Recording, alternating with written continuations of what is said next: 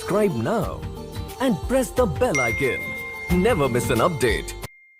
Let us learn about different methods of food preservation. Students, do you know that food preservation started long back in ancient times? In ancient times, there are some methods such as cooling, freezing, fermentation, sun drying, etc. They are age-old food preservative techniques which are followed by ancient people. And with the advent of technology, modern methods of food preservation were developed. We are no longer following the ancient methods of preservation because we have technology so much developed nowadays. So we are making use of technology so that we can find out some effective methods of food preservation and effective methods to preserve the food for long duration. Okay, and nowadays we are using some chemicals and of course other natural substances we are using such as turmeric, salt, etc. These substances are known as preservatives. So what are preservatives? The chemicals and other natural substances which we use to preserve food material, those substances or chemicals are called food preservatives. Okay, now let us one by one discuss what are different types of preservative methods. The first method is chemical method. In chemical method, we use salt and edible oils. These are the two preservatives which are used in this technique. And these techniques are used since long time. And do you know, children, every year at your home, your elders, your parents, they make pickles. And have you seen, while they are making pickle, they cut the mango into pieces and then they add a huge amount of oil, because oil and salt, these are the natural antimicrobial agents. Microbes cannot grow in oil and salt. That's the reason why we can exploit this addition of oil and salt to the food material such as fruits so that we can preserve them for a long time. Other method is preservation by common salt. Common salt has been used to preserve meat and fish for ages. Meat and fish are covered with dry salt to check the growth of bacteria. You know the fact very well that bacteria and microbes, some other microbes such as fungus, they are the major culprits in the food poisoning and food contamination. And when you are able to prevent the growth of these microorganisms, then the food item will remain fresh. Even if it is meat, actually compared to other food materials, fruits and vegetables, meat is very much nutritious. That's why meat is immediately infected, contaminated with microorganisms and will be spoiled immediately within a few days. So if you want to preserve the meat, the most convenient method and of course the oldest method is a method called salting. And in this method, salt will be applied to the surface of the meat, whether it may be animal meat or it may be fish. Salt will be applied and then the fish will be dried under the sunlight. We are adding salt because in saline conditions, microbes cannot grow.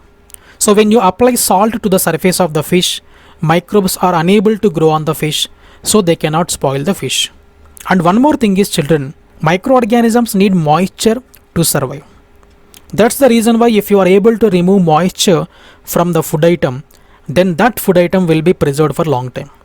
That is the secret behind preserving of some of the substances like seeds, cashew, raisins for long duration than the raw vegetables, because they are dried under sunlight. Salting is also used to preserve amla, raw mangoes and tamarind. Not only meat, even some of the vegetables and fruits such as amla, raw mango, tamarind, these ingredients can also be preserved by this method of salting.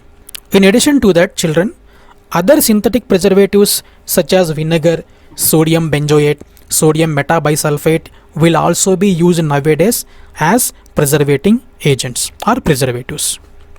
And the other method is smoking. Smoking is a method of drying that also imparts flavor to the food. And how is smoking done? You can see in this picture, smoking is done by exposing the food item to the smoke that is coming out from the burning wood. Okay, so when you expose the food item to the smoke, there are some antimicrobial substances present in the smoke. So when the food is exposed to that, particularly meat is preserved by this method. Meat and fish, they are preserved by this method. When the food item is exposed to the smoke, then it not only prevents the growth of microorganisms, but it also adds a flavor to the meat, which most of the people love. Okay, so this method of preserving the food material by exposing the meat or food item to the smoke is called smoking. And the next method is preservation by sugar. Jams, jellies and some fruits like cherries, they are preserved by sugar. They are preserved by sugar, that means not directly in the sugar, but they are preserved in sugar syrups. You can see in these glass jars here, there are some fruits which are kept in the sugar syrup. Children, sugar syrup is also a natural antimicrobial agent because it is much concentrated solution. Sugar syrup is much concentrated solution. In that much concentrated sugar solution, microorganisms cannot survive. This method is called preservation by sugar, or it is also called sugaring. And the next method of preservation is canning. The food contents are sealed in airtight container at high temperatures. Meat, fish, fruits are preserved by canning method. So this is another simple method in which the food items are first heated at high temperatures, because when you boil or when you heat the food at high temperatures, then any harmful microbes, if at all present in that food item, they will be killed. Then immediately what do? They transfer that food into cans and they seal them airtight so that from outside no air enters into the food item. This method of packing the food into airtight cans is called canning. Okay, and the next method is heat and cold methods. Boiling and refrigeration prevent around 70% of microbial growth. Already I have told you, students, that microorganisms can be killed by heating. If we heat the food items, then the microorganisms present in the food item will be. But can you follow this heating method for all type of food items? It is not possible. Only some of the food items can be stored by this method of heating. And the most important one among them is milk. When you boil the milk, all the microorganisms, especially harmful microorganisms which may spoil the milk, will be killed by this heating. Then immediately what do? We put them in the refrigerator. Right? Refrigerators have very low temperatures. You have to remember the fact, children, that microorganisms such as bacteria and fungi, they need an optimum temperature to survive. They need a room temperature to survive. If the temperature is very high, then they cannot survive in the temperature. If the temperature is low, if it is chilling temperature, in the temperature also microorganisms cannot grow. That's why we exploit these two techniques in preservation of the food material.